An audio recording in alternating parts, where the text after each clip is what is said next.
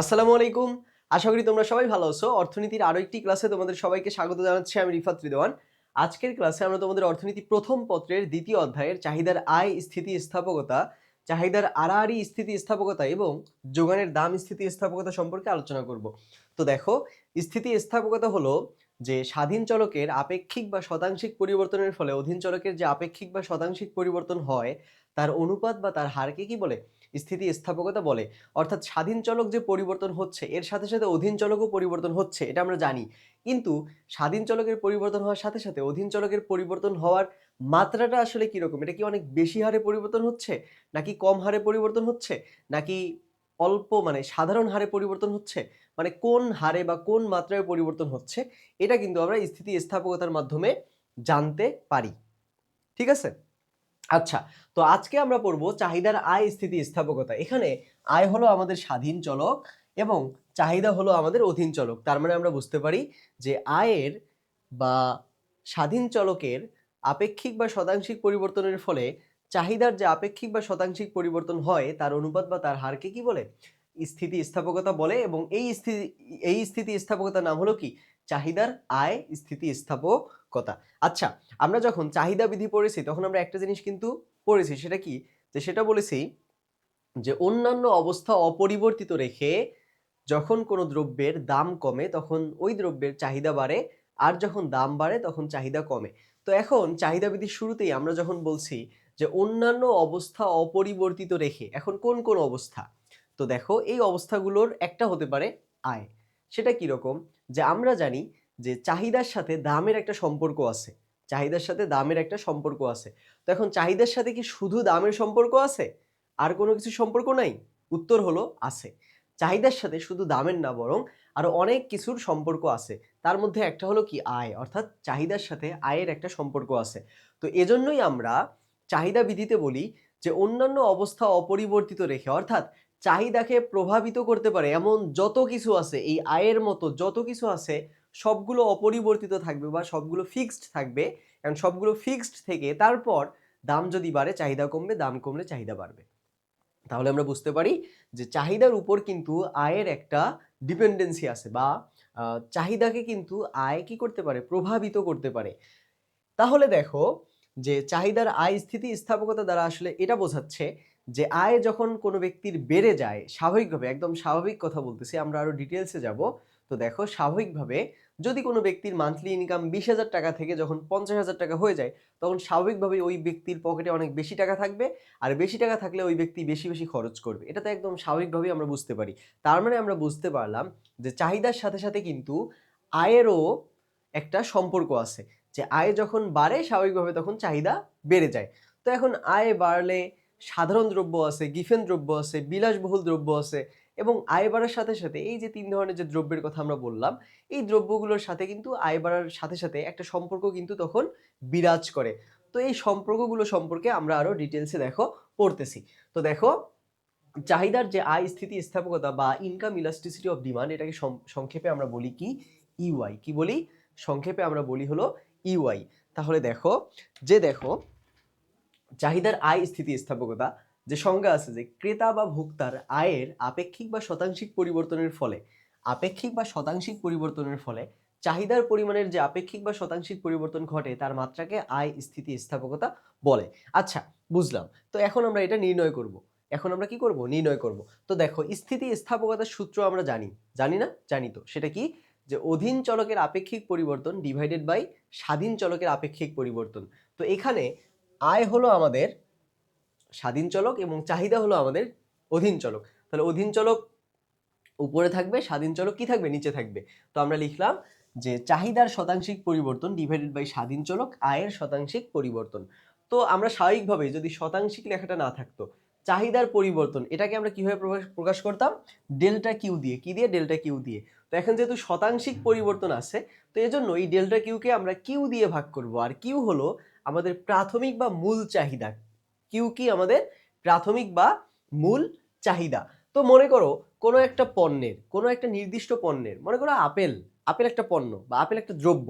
তো এই আপেল দ্রব্যের প্রাথমিক যে চাহিদা, সেই প্রাথমিক চাহিদা ছিল মনে করো 5 ইউনিট। কত ইউনিট? 5 ইউনিট বা 5 একক। এটা হলো প্রাথমিক বা মূল চাহিদা। তো এই প্রাথমিককে আমরা বলবো কিউ। পরবর্তীতে একজন ব্যক্তির ইনকাম বেড়ে গেছে, তো এখন ওই ব্যক্তি আপেল আরো বেশি খাবে। তো তখন যখন তার ইনকাম বেড়ে গেছে তখন দেখা গেল যে সে আপেল আরো বেশি বেশি কিনতেছে। তার মানে কি, যে তখন সে আপেল 5 ইউনিটের জায়গায় 10 ইউনিট ক্রয় করতেছে। তাহলে এই যে তার একটা নতুন যে চাহিদা আমরা যেটা পাইলাম, এই নতুন চাহিদাটাকে আমরা বললাম Q1। তাহলে কিউ হলো আমাদের প্রাথমিক বা মূল চাহিদা এবং Q1 হলো আমাদের নতুন বা পরিবর্তিত চাহিদা। আচ্ছা, তাহলে আমরা চাহিদার পরিবর্তন কিভাবে দেখাই? যে নতুনটা থেকে পুরাতনটার বিয়োগ, অর্থাৎ 10 ইউনিট থেকে 5 ইউনিট বিয়োগ দিলে যা হবে সেটা হলো আমাদের চাহিদার পরিবর্তন। এবং ডিভাইডেড বাই যে আমাদের প্রাথমিক বা মূল চাহিদা, সেটা কি? সেটা হলো এই 5 ইউনিট। তাহলে আমরা যদি এটাকে গাণিতিকভাবে প্রকাশ করি যে delta Q divided by Q, delta Q divided by Q, এটা দ্বারা আসলে কি বোঝায়? সেটা বোঝায় ডেল্টা কিউ মানে কি? নতুনটা থেকে পুরাতনটা বিয়োগ। নতুন হলো 10, পুরাতন হলো 5, তার মানে কি 10 বিয়োগ 5। আর কিউ দিয়ে আমাদের বোঝাচ্ছে, এই যে নিচে যে কিউ আছে, এই যে কিউ যে আছে, এই কিউ দিয়ে আমাদের বোঝাচ্ছে প্রাথমিক যে চাহিদা। তো প্রাথমিক চাহিদা আমাদের ছিল কত? 5। বোঝা গেছে? তাহলে ডেল্টা কিউ বাই কিউ, এটাকে কিন্তু আমরা গাণিতিকভাবে এভাবে প্রকাশ করতে পারি, যেটা আমাদের পরবর্তীতে আরো কিন্তু কাজে লাগবে। তো দেখো আমরা যেটা পড়লাম যে চাহিদার শতাংশিক পরিবর্তন, সেটা কি? যে চাহিদার পরিবর্তন delta Q divided by Q. অনুরূপভাবে আয়ের শতাংশিক পরিবর্তনের আমরা দেখাতে পারি, সেটা হলো আয়ের পরিবর্তন ডেল্টা ওয়াই ডিভাইডেড বাই প্রাথমিক বা যে মূল যে আয়, সেটা হলো ওয়াই। ঠিক আছে? এখন এটাকে আরো আমরা সিম্পলিফাইড করলাম, delta Q divided by Q. এরপর আমরা এই নিচে যে অংশটা আছে এটাকে আমরা উপরে নিয়ে যাই, তো এই নিচে ওয়াইটা উপরে চলে যায় এবং ডেল্টা যে ওয়াই এটা তখন নিচে চলে আসে। এরপর আমরা ডেল্টা একদিকে রাখলাম, অর্থাৎ ডেল্টা কিউ, এখানে আমরা ডেল্টা ওয়াই নিয়ে আসলাম এবং ওয়াই এর নিচে আমরা কিউটাকে নিয়ে আসলাম। এবং নিয়ে যাওয়ার পরেই কিন্তু আমরা যেটা পেলাম সেটা হলো চাহিদার আয় স্থিতি স্থাপকতার একটা সূত্র।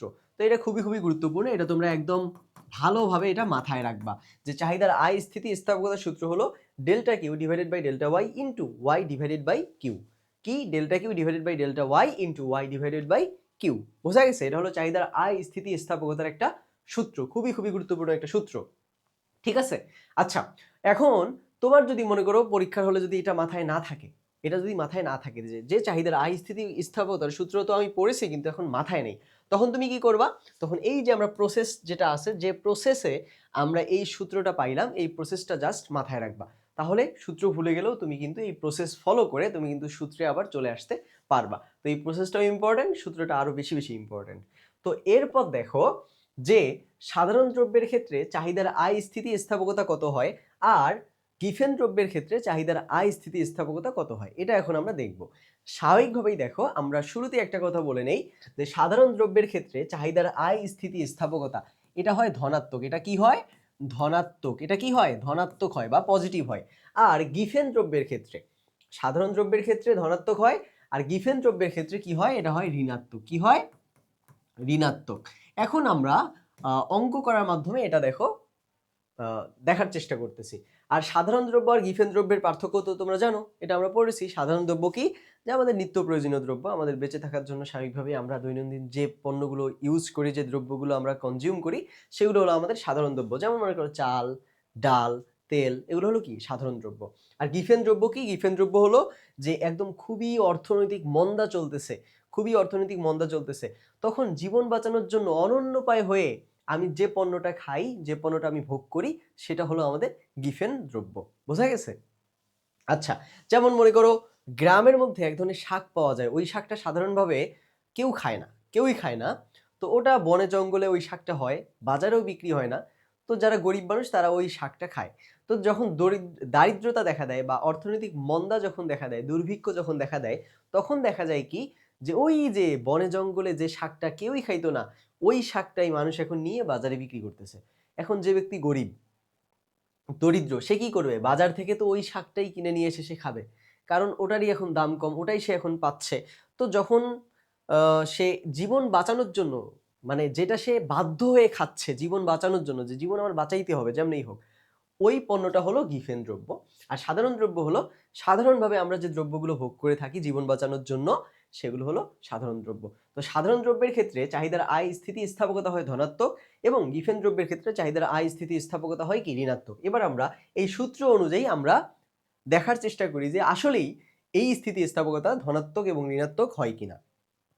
তো দেখো এই সূত্র ওয়াইজ আমরা এখন মানগুলো জাস্ট বসাই দিই, খুবই ইজি, খুবই ইজি। দেখো যে উপরে আছে কি ডেল্টা কিউ, ডেল্টা কিউ মানে কি নতুনটা থেকে পুরাতন। তাহলে এই যে এটা হলো কিউ, নতুন হলো আমাদের 200 আর পুরাতন হলো আমাদের 100। তাহলে 200 থেকে 100 বিয়োগ হবে, 200 থেকে 100 বিয়োগ হবে, তাহলে কত হবে 100। এবং ডেল্টা ওয়ে এর ক্ষেত্রেও সেম, যে নতুন থেকে পুরাতনটা বিয়োগ। তাহলে নতুনটা কি আমাদের, নতুনটা হলো আমাদের 4000, পুরাতনটা হলো আমাদের 2000। তাহলে 4000 থেকে 2000 চলে গেলে থাকে কত 2000, মাঝখানে ইনটু, তারপর হলো ওয়াই এবং কিউ। ওয়াই মানে কি প্রাথমিক আয়, প্রাথমিক আয় আমাদের কত, প্রাথমিক আয় হলো আমাদের 2000, তাহলে এখানে থাকবে হলো কত 2000। এবং আমাদের এখানে আছে কিউ, কিউ হলো কি আমাদের প্রাথমিক যে আমাদের চাহিদা, তো প্রাথমিক চাহিদা আমাদের কত 100, লিখলাম 100। এবার কাটাকাটি করলে কত হয় 1। এখন এই 1 যেটা আছে এই 1টা কি পজিটিভ। তাহলে আমরা বুঝলাম যে সাধারণ দ্রব্যের ক্ষেত্রে, সাধারণ দ্রব্যের ক্ষেত্রে কি হয় চাহিদার যে আয় স্থিতি স্থাপকতা সেটা কি হয় পজিটিভ হয়, সেটা কি হয় পজিটিভ হয়। আর তোমরা এই সারণী দেখলে আরেকটা জিনিস বুঝতে পারবা যে দেখো এখানেও আয় 2000 টাকা থেকে 4000 টাকা বেড়েছে, এখানেও আয় 2000 টাকা থেকে 4000 টাকা কিন্তু বেড়েছে, কিন্তু এই সাধারণ দ্রব্যের ক্ষেত্রে চাহিদা বাড়ছে, যে আগে 100 ইউনিট তার সে ডিমান্ড করতো, এখন 200 ইউনিট ডিমান্ড করে। কিন্তু গিফেন দ্রব্যের ক্ষেত্রে তার ঠিক উল্টা, অর্থাৎ তার যখন ইনকাম বেড়ে গেছে তখন দেখো সে চাহিদার পরিমাণ কমিয়ে দিছে। বোঝা গেছে? তাহলে এই সাধারণ দ্রব্য আর গিফেন দ্রব্যের তফাৎ তো তোমরা বুঝছো, যে সাধারণ দ্রব্যের ক্ষেত্রে যখন কোনো ব্যক্তির বা কোনো ভোক্তার বা কোনো কনজিউমারের যখন ইনকাম বাড়ে তখন সাধারণ দ্রব্য ভোগ করার যে মাত্রা বা যে হার, যে চাহিদার যে পরিমাণ সেটা সে বাড়িয়ে দেয়, আর গিফেন দ্রব্যের ক্ষেত্রে সে সেই চাহিদা কমিয়ে দেয়। বোঝা গেছে? আচ্ছা, তাহলে আমরা দেখলাম যে সাধারণ দ্রব্যের ক্ষেত্রে চাহিদার আয় স্থিতি স্থাপকতা কত হয় পজিটিভ হয়, কত হয় পজিটিভ হয়। তো এখন দেখো এখানে মনে করো দেয়া নেই, এখানে মনে করো জাস্ট তোমাকে পরীক্ষায় জাস্ট মনে করো এই চার্টটা দেয়া আছে, এরপর বলছে যে তুমি এই পণ্যের মানে এই চার্টে থাকা যে পণ্য আছে বা যে দ্রব্য আছে এই দ্রব্যের স্থিতি স্থাপকতা বা এই দ্রব্যের আয় স্থিতি স্থাপকতা নির্ধারণ করে বলো যে এই দ্রব্যটা সাধারণ দ্রব্য নাকি গিফেন দ্রব্য। তো তুমি তখন কি করবা, তুমি তখন এই যে নিয়ম ওয়াইজ তুমি কি করবা স্থিতি স্থাপকতা নির্ধারণ করবা, করার পর তুমি যদি পজিটিভ কোনো মান পাও তখন তুমি বলবা যে না এই দ্রব্যটা হলো কি এটা সাধারণ দ্রব্য। আচ্ছা, তো এখন আমরা জানি যে গিফেন দ্রব্যের ক্ষেত্রে চাহিদার আয় স্থিতি স্থাপকতা কি হয় ঋণাত্মক হয়। তো এখন আমরা দেখি যে আসলে ঋণাত্মক হয় কিনা। তো দেখো একইভাবে উপরে আছে কি ডেল্টা কিউ মানে কি নতুনটা থেকে পুরাতনটা বিয়োগ। তাহলে 100 থেকে যদি আমরা 200 বিয়োগ করি, 100 থেকে 200 বিয়োগ করি তাহলে হয় কত -100 বা -100। এরপর দেখো ডেল্টা ওয়াই নতুনটা থেকে পুরাতনটা বিয়োগ, 4000 থেকে 2000 চলে গেলে হয় কত 2000 ইনটু ওয়াই।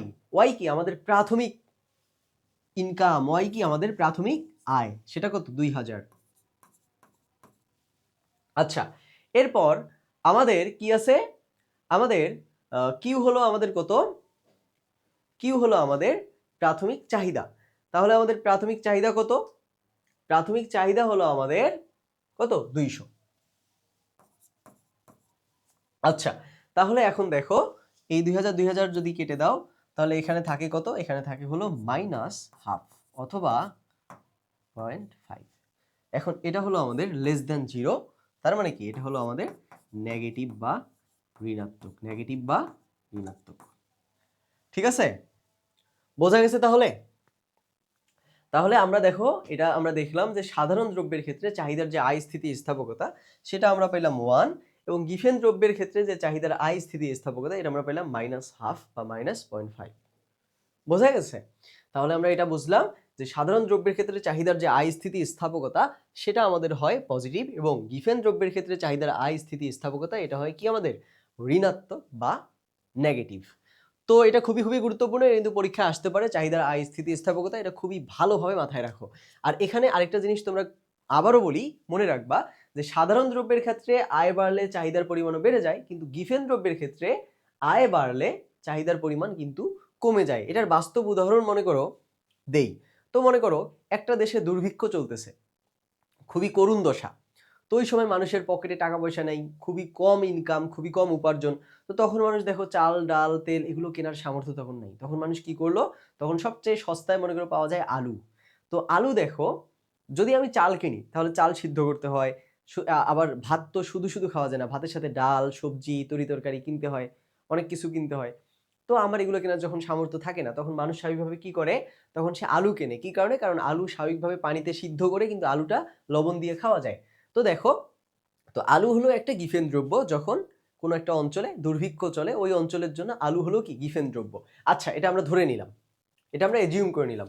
তো এখন দেখো, মনে করো ওই দেশের বা ওই অঞ্চলে দুর্ভিক্ষের দশা একটু উন্নত হইল, মানে কি, দুর্ভিক্ষের দশা একটু কেটে যাচ্ছে, অর্থনৈতিক যে মন্দা, ওই মন্দা কেটে গিয়ে এখন একটু অর্থনীতিতে একটু সুবাতাস আসতেছে, বা মানুষের পকেটে এখন টাকা পয়সা আসতেছে। তো ওই দুর্ভিক্ষের সময় যে মানুষটা আলু খাইতো, শুধু আলু খাইতো, কি কারণে? তার পকেটে টাকা ছিল না। এখন যখন তার পকেটে টাকা আসবে, তখন সে কি আলু খাবে? সে তো আর আলু খাবে না। কি করবে? সে তখন চাল কিনবে, ডাল কিনবে, তেল কিনবে, সবজি কিনবে, তরিতরকারি কিনবে, মাংস কিনবে, তাই না? তাহলে আমরা এটা বুঝতে পারলাম যে এই যে গিফেন দ্রব্য যেটা আছে, মানুষের কাছে যখন ইনকাম কম থাকে বা মানুষের যখন টাকা পয়সা থাকে না, তখন মানুষ গিফেন দ্রব্য ভোগ করে। কিন্তু যখন মানুষের চাহিদা যখন আয় যখন বেড়ে যায়, তখন সে ওই গিফেন দ্রব্য আর ভোগ করতে চায় না, বরং সে গিফেন দ্রব্যের যে চাহিদার পরিমাণ সেটা সে কমিয়ে দেয়। বুঝলাম? তাহলে এখানে অনেক কিছুই আমরা শিখলাম। তার মধ্যে সবচেয়ে গুরুত্বপূর্ণ যেটা, সেটা হলো চাহিদার আয় স্থিতি স্থাপকতার ক্ষেত্রে সাধারণ দ্রব্যের ক্ষেত্রে ধনাত্মক হয় এবং গিফেন দ্রব্যের ক্ষেত্রে ঋণাত্মক হয়। আর সাধারণ দ্রব্যের ক্ষেত্রে আয় বাড়লে চাহিদার পরিমাণও বাড়ে, আর গিফেন দ্রব্যের ক্ষেত্রে আয় বাড়লে চাহিদার পরিমাণ কমে। এরপর আমরা দেখো চাহিদার আড়াআড়ি স্থিতি স্থাপকতা আমরা দেখি। তো আমরা দেখো পরিবর্তক দ্রব্য আর পরিপূরক দ্রব্য, এটা তো আমরা পড়ছি। পরিবর্তক দ্রব্য আর পরিপূরক দ্রব্য কি? পরিবর্তক দ্রব্য হলো যে একটার বদলে আমি আরেকটা খাইতে পারি।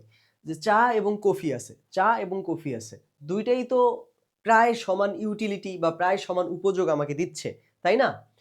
মানে চায়ের যে প্রয়োজনটা, এই প্রয়োজনটা আমি কফি খেয়েও আমি মিটাতে পারি, তাই তো? তো এই চা এবং কফি এটা হলো একে অপরের পরিবর্তক দ্রব্য। কি দ্রব্য? পরিবর্তক দ্রব্য। তো এই পরিবর্তক দ্রব্যের ক্ষেত্রে কি হয়, যে মনে করো যদি চায়ের দাম বেড়ে যায়, তখন মানুষ কফি বেশি খায়, আর যখন কফির দাম বেড়ে যায়, তখন মানুষ চা বেশি খায়। তাহলে দেখো এই চা এবং কফি, চা এবং কফি, অর্থাৎ দেখো চায়ের দাম মনে করো, যে এই যে চায়ের দাম মনে করো 10 টাকা, চায়ের দাম মনে করো 10 টাকা, চায়ের দাম হলো 10 টাকা। আর কফির দাম মনে করো 15 টাকা। কফির দাম কত? 15 টাকা। এখন মনে করো কফির দাম মনে করো 15 টাকা থেকে কফির দাম 20 টাকা হয়ে গেল। তাহলে এখন বলো তো, কফির দাম যখন 20 টাকা হয়ে যাবে, তখন মানুষ চা বেশি খাবে না কফি বেশি খাবে? অবশ্যই অবশ্যই মানুষ তখন চা বেশি খাবে। কি কারণে? কারণ দেখো কফির দাম বাড়ছে, চায়ের দাম কিন্তু 10 টাকা, 10 টাকাই আছে। চায়ের দাম বাড়েও নেই কমে নেই, কিন্তু চা এবং কফি এই দুইটা যেহেতু একে অপরের সাবস্টিটিউট গুড বা পরিবর্তক দ্রব্য, এজন্য কি হয়েছে, এজন্য কফির দাম যখন বেড়ে গেছে, তখন চায়ের কিন্তু চাহিদা বেড়ে গেছে। যে এখন কফির দাম বেশি, মানুষ বলে কফির দাম বেশি, আমি কফি খাবো না, এখন আমি চা খাই, যেহেতু চা আমি কম দামে পাই, তাই তো? তাহলে দেখো এই যে এখন চা এবং কফি, এই চা এবং কফির যে দামের ক্ষেত্রে অর্থাৎ একটার দাম বাড়া কমার সাথে আরেকটার চাহিদা ডিপেন্ড করতেছে, তাই না? একটার দাম বাড়া কমার সাথে, ভালোভাবে খেয়াল করো, একটার দাম বাড়া কমার সাথে আরেকটার চাহিদা ডিপেন্ড করতেছে। এই ক্ষেত্রে আমরা যে স্থিতি স্থাপকতা নির্ণয় করি, সেটা হলো আড়াআড়ি স্থিতি স্থাপকতা। সেটা কি? আড়াআড়ি স্থিতি স্থাপকতা। আচ্ছা, তাহলে দেখো এখানে যে সংজ্ঞা আছে, যে দুটি দ্রব্য একে অপরের পরিবর্তক বা পরিপূরক হতে পারে। পরিবর্তক বা কি হতে পারে? পরিপূরক হতে পারে। সেটা মনে করো তুমি যদি চা খেতে চাও, তাহলে চায়ের সাথে চিনি লাগে, তাহলে চা এবং চিনি পরিপূরক দ্রব্য। বা চা পাতা লাগে, তাহলে চা এবং চা পাতা পরিপূরক দ্রব্য, তাই না? অর্থাৎ তুমি একটা ছাড়া আরেকটা খাইতে পারবা না, দুইটাই লাগবে। যেমন মনে করো তুমি বাইক চালাইতে চাও, তাহলে বাইক চালাইতে কি লাগবে? তেল লাগবে। তাহলে তেল এবং বাইক এই দুটো হলো কি পরিপূরক দ্রব্য, অর্থাৎ মানে দুইটা একই সাথে লাগবে। দুইটা কি লাগবে? একই সাথে তোমার লাগবে। ঠিক আছে? তো দেখো যে এরূপ সম্পর্কিত দ্রব্যের ক্ষেত্রে চাহিদার আড়াআড়ি স্থিতি স্থাপকতার যে ধারণা, সেই ধারণা সৃষ্টি হয়। অতএব বলা যায় সম্পর্কযুক্ত দ্রব্যের ক্ষেত্রে কোনো একটি দ্রব্যের দামের অর্থাৎ দুইটা দ্রব্যের মধ্যে যে কোনো একটি দ্রব্যের দামের আপেক্ষিক বা শতাংশিক পরিবর্তনের ফলে সম্পর্কিত অন্য দ্রব্যের চাহিদার পরিমাণের যে আপেক্ষিক বা শতাংশিক পরিবর্তন ঘটে, তার মাত্রাকে চাহিদার আড়াআড়ি স্থিতি স্থাপকতা বলে। অর্থাৎ ওই যে আমরা চা এবং কফির যে আমরা উদাহরণটা দিলাম, সেখানে আমরা কি বলছি, যে কফির দাম যখন বেড়ে যায়, তখন চায়ের চাহিদা বেড়ে যায়। তখন চায়ের কি বেড়ে যায়? চাহিদা বেড়ে যায়। কফির যখন কি বেড়ে যায়? দাম যখন কফির বেড়ে যায়, তখন চায়ের চাহিদা বেড়ে যায়। বোঝা গেছে? অর্থাৎ এই একটার দামের সাথে আরেকটার চাহিদার সম্পর্ক, একটার দামের সাথে আরেকটার চাহিদার সম্পর্ক। তাহলে এখানে কি আড়াআড়ি স্থিতিস্থাপকতা আমরা নির্ণয় করব। তো আড়াআড়ি স্থিতিস্থাপকতা এটাকে ইংলিশে বলা হয় ক্রস ইলাস্টিসিটি অফ ডিমান্ড। কি বলা হয়? ক্রস ইলাস্টিসিটি অফ ডিমান্ড বা ক্রস প্রাইস ইলাস্টিসিটি এটাও বলে। তো যে কোনো একটা তোমরা চাইলে বলতে পারো। তো এই ক্রস ইলাস্টিসিটি অফ ডিমান্ড বা এটাকে সংক্ষেপে আমরা বলি ইসি, সংক্ষেপে আমরা কি বলি? ইসি। তো এই ক্রস ইলাস্টিসিটি অফ ডিমান্ড এটারও একটা সুন্দর সূত্র আছে। কি আছে? সূত্র আছে। এই সূত্রটা কি? দেখো যে ইসি বা ক্রস ইলাস্টিসিটি অফ ডিমান্ড বা চাহিদার আড়াআড়ি স্থিতিস্থাপকতা সেটা হলো যে এক্স দ্রব্যের চাহিদার শতাংশিক পরিবর্তন, এক্স দ্রব্যের চাহিদার শতাংশিক পরিবর্তন। চাহিদা কি? অধীন চলক, অধীন চলক আমাদের উপরে, নিচে আমাদের স্বাধীন চলক, এবং ওয়াই দ্রব্যের দামের দাম হলো স্বাধীন চলক এবং দামটা নিচে আসবে।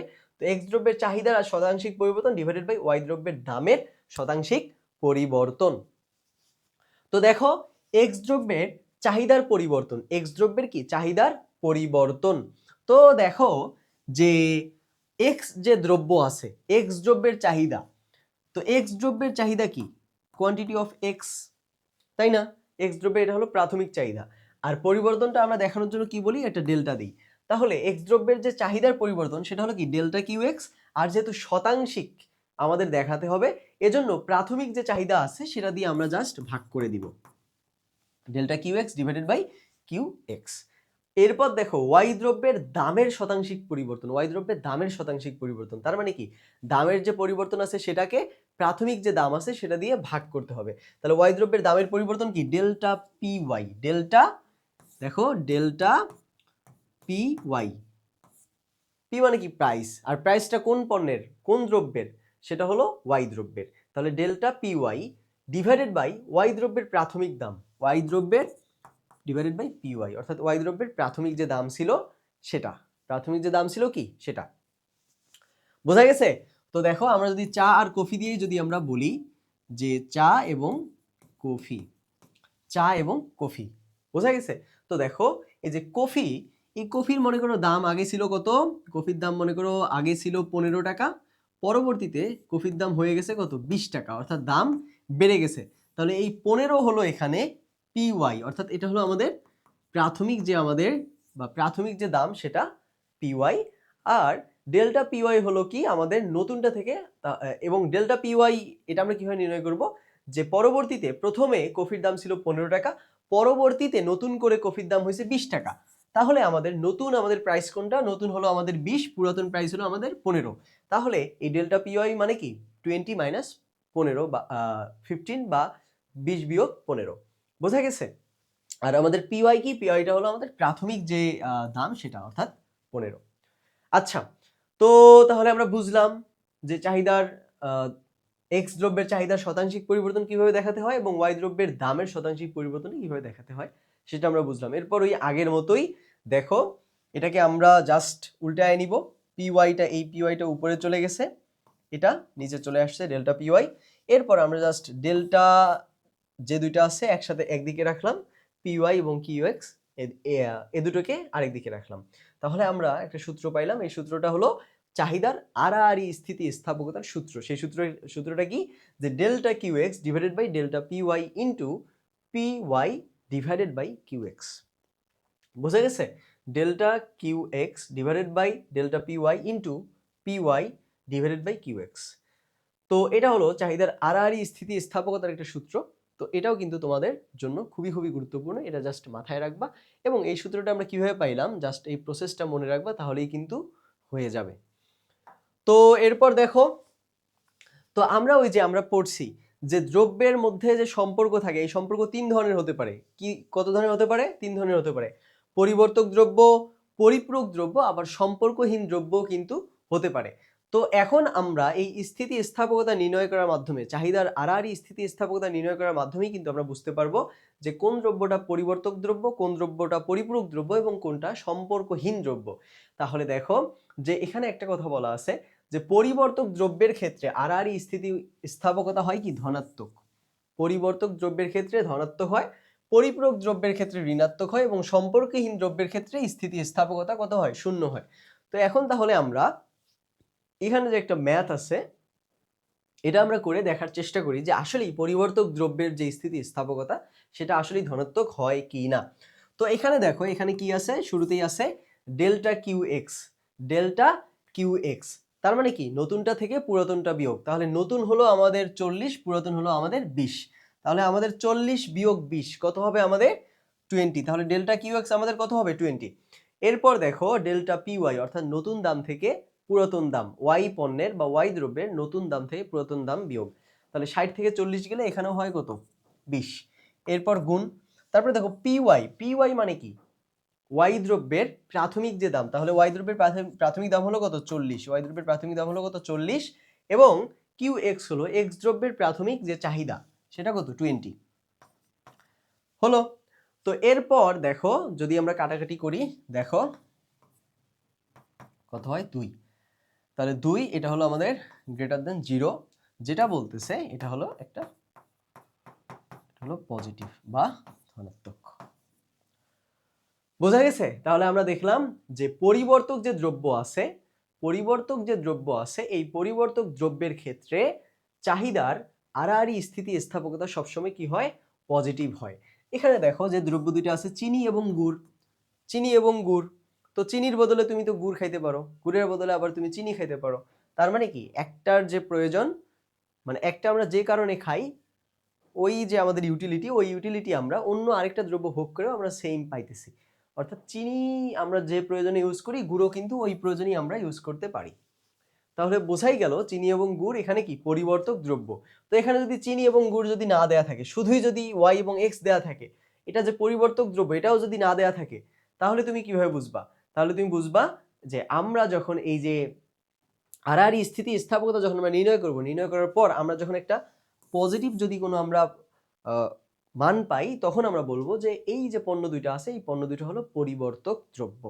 তাহলে আমরা এই যে ম্যাথ করলাম, করে আমরা বুঝলাম যে পরিবর্তক দ্রব্যের ক্ষেত্রে চাহিদার যে আড়াআড়ি স্থিতিস্থাপকতা সেটা কি হয় পজিটিভ হয়। তাহলে এরপর দেখো চাহিদার আড়াআড়ি স্থিতিস্থাপকতা পরিপূরক দ্রব্যের ক্ষেত্রে কি হয়। আমরা জানি পরিপূরক দ্রব্যের ক্ষেত্রে সেটা কি হয় ঋণাত্মক হয়।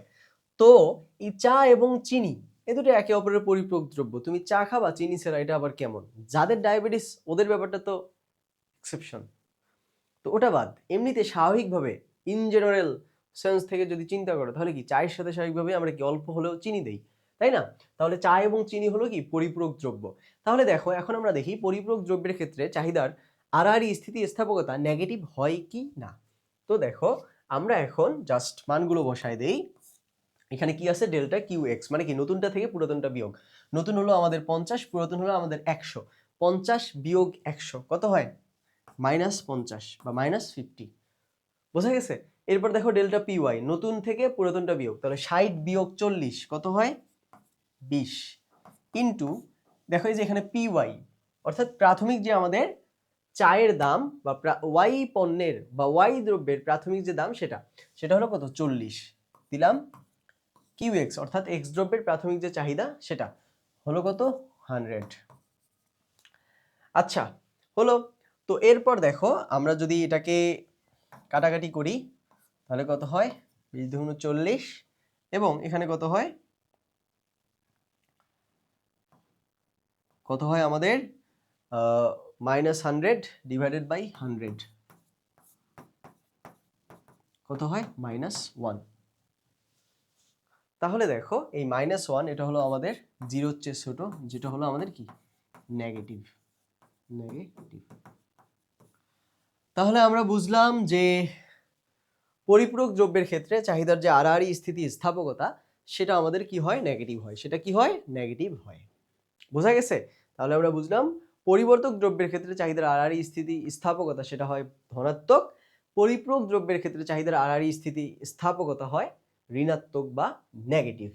তো এখন যদি এখানে চা এবং চিনি না দেয়া থাকে, পরিপূরক দ্রব্য এটাও যদি না দেয়া থাকে এবং তোমাকে যদি জাস্ট চার্টটা দেয়া থাকে এবং বলে দেওয়া হয় যে তুমি বলো যে এই যে চার্টে যে দুইটা পণ্য আছে এক্স এবং ওয়াই, এই পণ্য দুইটা কি পরিবর্তক দ্রব্য না পরিপূরক দ্রব্য, তখন তুমি স্থিতিস্থাপকতা এই সূত্র ওয়াইজ জাস্ট মানগুলো বসাই দিবা। মানগুলো বসাই দিয়ে তুমি যদি নেগেটিভ একটা মান পাও তাহলে তুমি বলবা যে এটা হলো একটা পরিপূরক দ্রব্য। কি দ্রব্য? পরিপূরক দ্রব্য। এরপর দেখো সম্পর্কহীন বা পরস্পর স্বাধীন যে দ্রব্য, সম্পর্কহীন বা পরস্পর স্বাধীন দ্রব্য, অর্থাৎ একটার দাম কমা বাড়ার সাথে আরেকটার চাহিদা কমা বাড়ার কোনো কি নাই, সম্পর্ক নাই। যেমন খাতা এবং টি শার্ট, এ দুইটা কি পরস্পর স্বাধীন দ্রব্য বা সম্পর্কহীন দ্রব্য। খাতার যদি দাম কমে বা বাড়ে, এর সাথে তো টি শার্টের চাহিদা কমা বাড়ার কোনো সম্পর্ক নাই, তাই না? তাহলে আমরা বুঝলাম এই দুটো সম্পর্কহীন দ্রব্য। তো সম্পর্কহীন বা পরস্পর স্বাধীন দ্রব্যের ক্ষেত্রে চাহিদার আড়াআড়ি স্থিতি স্থাপকতা সবসময় কি হয়, শূন্য হয়। তাহলে এখন আমরা জাস্ট মানগুলো বসায় দেখি যে আসলেই শূন্য হয় কিনা। তো দেখো যে ডেল্টা কিউ এক্স তার মানে কি, নতুনটা থেকে পুরাতনটা বিয়োগ। নতুন কি 100 বিয়োগ 100, 100 থেকে 100 চলে গেলে থাকে হলো 0। এরপর দেখো ডেল্টা পি ওয়াই, নতুনটা থেকে পুরাতনটা বিয়োগ, 50 বিয়োগ 40 কত হয় 10, ইন্টু পি ওয়াই হলো আমাদের 40 এবং কিউ এক্স হলো আমাদের কত 100। তাহলে আমাদের কত হয়, 0 ডিভাইডেড বাই 1000 ইকুয়াল 0। বোঝা গেছে? আর জিরোটা আমরা পাইলাম ম্যাথ করার পর, এবং জিরো আমাদেরকে বলতেছে যে এখানে যে এক্স এবং ওয়াই যে দুইটা দ্রব্য আছে, এই দ্রব্যটা হলো সম্পর্কহীন বা পরস্পর স্বাধীন দ্রব্য। অর্থাৎ এই যে দুইটা দ্রব্য আছে, এই দ্রব্যের একটার দাম কমা বাড়ার সাথে আরেকটার দাম কমা বাড়ার কোনো সম্পর্ক নাই, কোনো সম্পর্ক নাই। বোঝা গেছে? তাহলে দেখো আমরা চাহিদার কি কি পড়লাম, আয় স্থিতি স্থাপকতা পড়লাম এবং চাহিদার আড়াআড়ি স্থিতি স্থাপকতা পড়লাম। তো আড়াআড়ি স্থিতি স্থাপকতার ক্ষেত্রে 3 ধরনের দ্রব্য হতে পারে: পরিপূরক দ্রব্য, পরিবর্তক দ্রব্য এবং সম্পর্কহীন দ্রব্য। আচ্ছা, তো এরপর দেখো আমরা চাহিদার স্থিতি স্থাপকতার কিছু নির্ধারক আছে। চাহিদার স্থিতি স্থাপকতার কিছু ডিটারমিনেন্ট বা নির্ধারক আছে। সেটা কি রকম, যে একটা দ্রব্যের প্রকৃতি। তো বিলাসবহুল দ্রব্য, গিফেন দ্রব্য, সাধারণ দ্রব্য হতে পারে। তো দেখো সাধারণ দ্রব্যের ক্ষেত্রে চাহিদার স্থিতি স্থাপকতা আমরা কি পেয়েছি, পজিটিভ পেয়েছি বা ধনাত্মক পেয়েছি। আর গিফেন দ্রব্যের ক্ষেত্রে চাহিদার স্থিতি স্থাপকতা সেটা আমরা ঋণাত্মক বা নেগেটিভ পেয়েছি, তাই না? তাহলে তুমি এখানে কি কি বলতে পারো, তুমি বলতে পারো আবার বিলাসবহুল যে দ্রব্য আছে, যেমন মনে করো এলজি টিভি, ফ্রিজ, আইফোন, এগুলো হলো কি বিলাসবহুল দ্রব্য। তো এই বিলাসবহুল দ্রব্যের ক্ষেত্রে কি হয়, চাহিদার স্থিতি মানে চাহিদা যেটা, সেই চাহিদা স্থিতি স্থাপক হয় নাকি অস্থিতি স্থাপক হয়, ইলাস্টিক হয় নাকি ইনইলাস্টিক হয়। তো তুমি তখন বলবা যে বিলাসবহুল দ্রব্যের ক্ষেত্রে কি হয়, স্থিতি স্থাপক হয়, আর সাধারণ দ্রব্যের ক্ষেত্রে অস্থিতি স্থাপক হয়। আর এই যে আমি স্থিতি স্থাপক এবং অস্থিতি স্থাপক বলতেছি, এটা দ্বারা আসলে কি বোঝাচ্ছে আমি যখন বলতেছি বিলাসবহুল দ্রব্যের ক্ষেত্রে চাহিদা স্থিতি স্থাপক হয় বা ইলাস্টিক হয়, চাহিদা ইলাস্টিক বা স্থিতি স্থাপক হয়, তখন আমি আসলে এটা বোঝাচ্ছি যে যখন বিলাসবহুল দ্রব্যের যখন দাম বাড়ে তখন চাহিদা অনেক কমে যায়, যখন দাম কমে তখন চাহিদা অনেক বেড়ে যায়। কিন্তু সাধারণ দ্রব্যের ক্ষেত্রে আমরা এটা দেখি না, যে সাধারণ দ্রব্যের দাম কমা বাড়ার সাথে চাহিদার কমা বাড়ার অত বেশি তফাৎ আমরা দেখি না। এজন্য আমরা বলতে পারি যে সাধারণ দ্রব্যের ক্ষেত্রে চাহিদার যে সম্পর্ক বা স্থিতি স্থাপকতার সম্পর্ক সেটা হলো অস্থিতি স্থাপক বা মানে অনেক কম স্থিতি স্থাপক।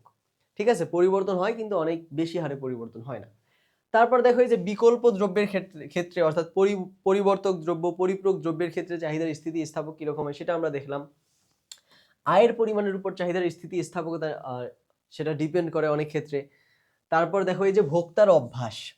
তো মনে করো একজন ভোক্তা, সে স্মোকিং করে, স্মোকিং করতে করতে সে অভ্যস্ত, স্মোকিং করতে করতে কি সে অভ্যস্ত। তো এখন যদি মনে করো সিগারেটের দাম যদি অনেক বেড়ে যায়, তাহলে কি এই ভোক্তা সে কি সিগারেট কেনা কমাই দিবে? সে তো কমাই দিবে না। কি কারণে কমাই দিবে না? কারণ সে সিগারেট খেতে অভ্যস্ত। তো সুতরাং সিগারেটের দাম যতই বাড়ুক সে কিন্তু সিগারেটের যে চাহিদা সেটা কমাবে না। তার মানে আমরা বলতে পারি যে এই ভোক্তার অভ্যাসের দিক বিবেচনা করলে চাহিদা কি হয়, অস্থিতি স্থাপক হয়, অর্থাৎ দাম কমা বাড়ার সাথে তখন চাহিদার কমা বাড়া হয় না। তারপর দেখো এই যে একাধিক ব্যবহারযোগ্য দ্রব্য, অর্থাৎ যে দ্রব্যটা আমি একাধিকবার ব্যবহার করতে পারি, তো ওই দ্রব্যের যদি দাম বেড়ে যায়, তাহলে কি আমি ওই দ্রব্যের দাম যদি বেড়ে যায় তাহলে ওই দ্রব্যের কি আমি চাহিদা কি কমাই দিব না বাড়াই দিব? চাহিদা আমি কমাই দিব। কি কারণে আমি কমাই দিব? কারণ আমি তো আগে যেটা কিনছি ওটাই তো এখন ব্যবহার করতে পারতেছি। তো ওই ক্ষেত্রে চাহিদাটা কি হবে? স্থিতিস্থাপক। তারপর দেখো স্থগিত ব্যবহার। কি ব্যবহার? স্থগিত ব্যবহার মানে কি? আমি এই দ্রব্যটা ইউজ করতেছি, আবার আমি এটা কিছুদিন পরও আমি ইউজ করতেছি। তো এটাও কিন্তু চাহিদার স্থিতিস্থাপকতার ক্ষেত্রে অনেক অনেক বেশি কি করে? ইনফ্লুয়েন্স করে। তারপর দেখো সময়ের ব্যবধান। সময়ের ব্যবধান অর্থাৎ স্বল্পকাল এবং দীর্ঘকাল। তো স্বল্পকালে স্বাভাবিকভাবেই সবকিছুই স্থিতিস্থাপক হয়। অর্থাৎ স্বল্পকালে যেকোনো পণ্যের বা যেকোনো দ্রব্যের দাম কমা বাড়ার সাথে চাহিদাও কি করে? কমে বাড়ে। কিন্তু দীর্ঘকালে সেটা হয় না। অর্থাৎ দীর্ঘকালে সবকিছুই প্রায় অস্থিতিস্থাপক হয়ে যায়। তারপর দেখো আয়ের শতকরা খরচ। তো মনে করো দেখা যাচ্ছে যে আমি আমার যে আয়, এই আয়ের মাত্র 2% আমি কোনো পণ্যের ক্রয়ের ক্ষেত্রে কিনতেছি। কোনো আমি পণ্য ভোগের ক্ষেত্রে আমার পুরো আয়ের মাত্র 2% অনেক কম পরিমাণে আমি কি করতেছি? ব্যয় করতেছি বা ব্যয় করতে হচ্ছে। তো ওই পণ্যের ক্ষেত্রে আসলে আমাদের চাহিদা স্থিতিস্থাপক হবে নাকি অস্থিতিস্থাপক হবে? তখন ওই দ্রব্যের ক্ষেত্রে কিন্তু আমাদের চাহিদা অস্থিতিস্থাপক হবে। কি কারণে? কারণ ওই দ্রব্যের চাহিদা যদি অনেক বেড়েও যায়, ওই দ্রব্যের দাম যদি অনেক বেড়েও যায়, তখন আমি দেখতেছি যে আমার ইনকামের সামান্য অংশ যেহেতু আমার যাচ্ছে, সুতরাং আমি অনেক দাম বেড়ে গেল, আমি ওটা কিন্তু কিনবো।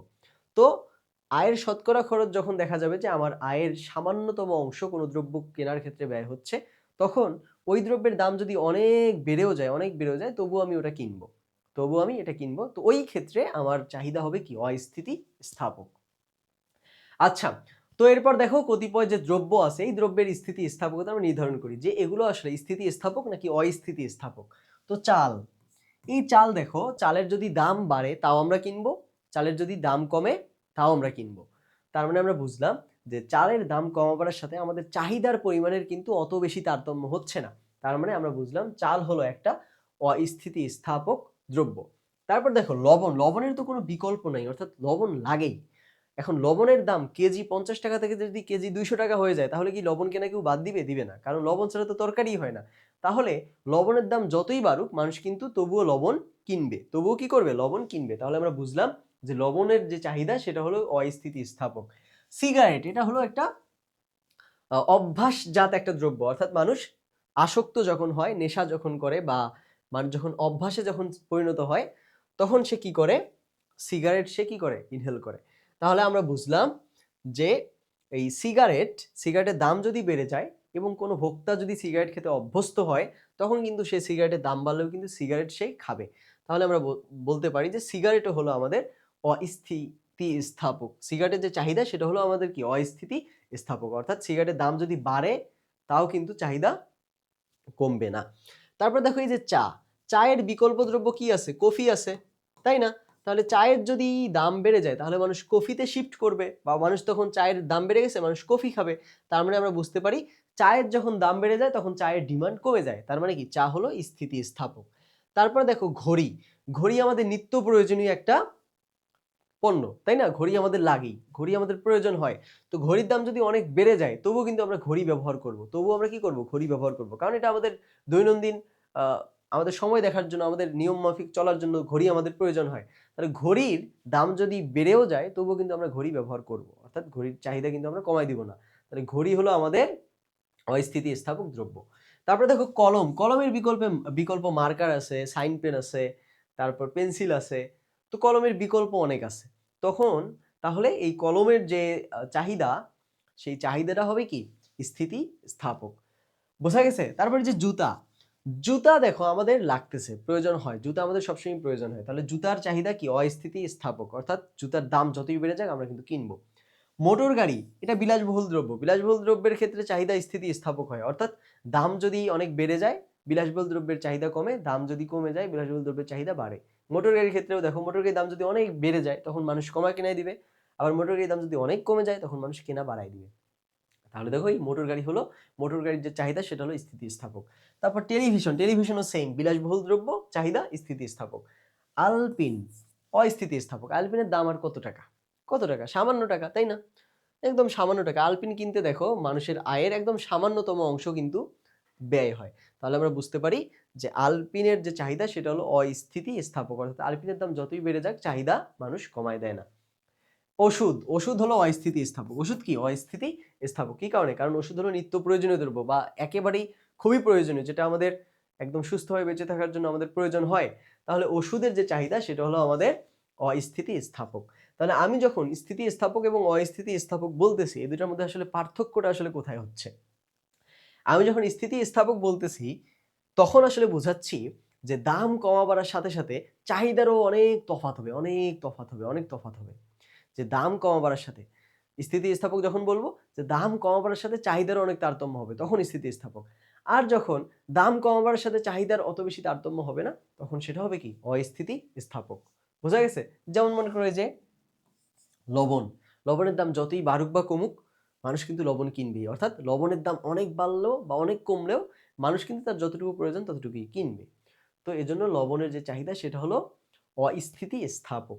আর মনে করে যে মোটর গাড়ি, মোটর গাড়ির ক্ষেত্রে হলো স্থিতিস্থাপক। কি কারণে? কারণ মোটর গাড়ির দাম যদি বাড়ে, মানুষ অনেক কমায় দিবে, মানে কেনা অনেক কমায় দিবে। আর যদি মোটর গাড়ির দাম যদি কমে, মানুষ কেনা অনেক বাড়ায় দিবে। তো স্থিতিস্থাপক বলতে বোঝায় যে দাম কম বাড়ার সাথে সাথে চাহিদার মধ্যেও বা চাহিদার পরিমাণের মধ্যেও হিউজ একটা তারতম্য চলে আসা। আর অস্থিতিস্থাপক যখন হবে তখন কি বোঝায়? যে দাম যতই বাড়ুক বা কমুক, চাহিদার ক্ষেত্রে পরিবর্তন হলেও অত বেশি পরিবর্তন হবে না, সামান্য পরিবর্তন হবে। তো এই ছিল মূলত স্থিতিস্থাপক এবং অস্থিতিস্থাপক নিয়ে আজকের আলোচনা। আশা করি তোমরা বুঝছো। এটা অনেক সহজ একটা টপিক, অনেক সহজ একটা টপিক। তো স্লোপ এবং ইলাস্টিসিটির মধ্যে গরমিল করে ফেলিও না। স্লোপ এবং ইলাস্টিসিটির মধ্যে গরমিল করে ফেলিও না। এই দুইটা খুবই খুবই আলাদা।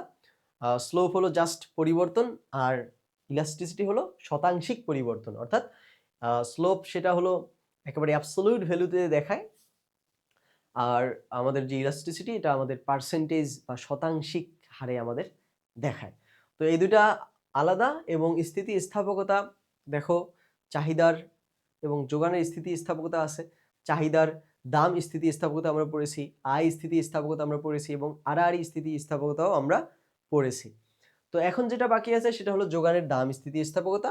এটা হলো চাহিদার যে দাম স্থিতিস্থাপকতা আছে সেটারই ঠিক হুবহু একই রূপ বা একই রকম।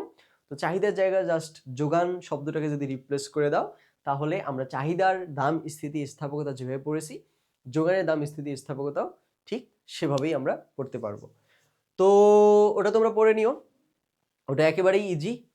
আর এই স্থিতিস্থাপকতার আমরা যে সূত্রগুলো পড়লাম, এই সূত্রগুলো তোমাদের মাথায় রাখা লাগবে, একদম ভালোভাবে মাথায় রাখা লাগবে, খুব ভালোভাবে মাথায় রাখা লাগবে। আর যদি মাথায় নাও থাকে, তবুও তোমরা ওই প্রসেসটা জাস্ট ফলো করবা, প্রসেসটা মনে রাখবা, তাহলেই কিন্তু হয়ে যাবে। তো আজকে এ পর্যন্তই। আশা করি আরেকটি ক্লাসে তোমাদের সাথে দেখা হবে। সবাই ভালো থাকিও। আসসালামু আলাইকুম।